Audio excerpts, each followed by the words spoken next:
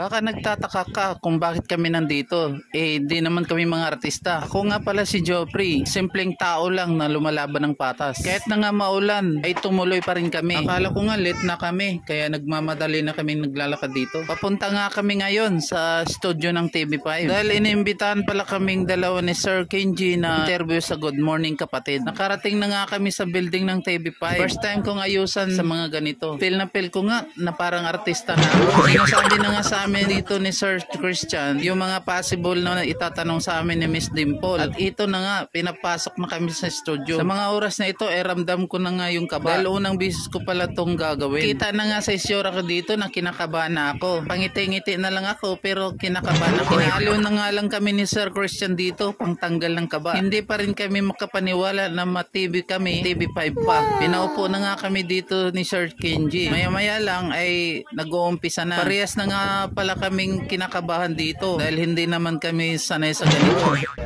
Masaya na maraming tumulong. Saka yan, maraming nag-ano sa akin. Kasi nakita nila nag-linis din po ako ng yan. Marami na nagpapalito. Ay, nako, tatay. Ay, ang puso ko talaga naman. Tay, alam mo ba, sure ako maraming mga nanonood ngayon na talagang na-inspire sa inyong dalawa. Medyo na mental block nga pala ako sa mga oras na yan dahil di ko inakalang marami rin mga taong kasama namin sa studio. At ayun na nga mga kapatid, natapos ng aming interview. Uwi na nga kami mga kapatid.